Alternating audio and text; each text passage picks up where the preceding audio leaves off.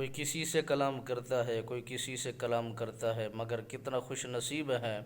ہمارے آقا و مولا صلی اللہ علیہ وسلم سرکار، جنہوں نے خالق و مالک سے کلام کی ہے اور مالک بے نیاز سے بالمشافہ ملاقات کی ہے، اور پھر مالک بے نیاز نے اس پر سلامتی کے الفاظ استعمال فرمائے ہیں اور پھر برکات کا سلسلہ ان پر اتارا ہے۔ میرے نبی رحمت فخر موجودات صلی اللہ علیہ وسلم سرکار کی ذات ببرکات اتنا بلند و بالا ہے کہ ان کا مرتبہ و شان کسی اور نبی جتنا نہیں، سارے نبیوں سے مرتبہ و شان بلند و بالا ہے۔ جب وہ مسجد اقصیٰ میں تشریف لے جاتے ہیں تو آپ سرکار نے ساروں کو امامت بھی فرمائی اور ساروں کو نماز بھی پڑھائی اور صدارتی خطبہ بھی ارشاد فرمایا۔ جب حضرت آدم علیہ نبینا سرکار اٹھ کھڑے ہوئے،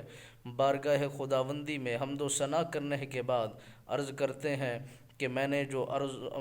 حمد و ثنا بیان کی ہے اور میں اتنا تک بارگاہ خداوندی میں عرض و گزار کر دی ہے، اور جو پیغام میرے لائق تھا اور میں نے پہنچا دیا ہے، اسی سلسلے کے ساتھ، اسی تسلسل کے ساتھ باتیں آگے کی طرف رواں دواں ہوئی۔ جب صدارتی خطبے کی باری آئی تو میرے نبی سرکار کو بتایا گیا کہ آپ نے صدارتی خطبہ بھی ارشاد فرمانا ہے، لوگوں کو پیغام بھی دینا ہے، انبیاء کے گروہ کو یہ باتیں بھی سمجھانی ہے، اور بارگاہ خداوندی میں انہوں نے جو عقیدت و محبت کا پیغام اور حمد و ثنا کرنے کے بعد انبیاء اور رسولوں اور پیغمبروں کو جو دعوت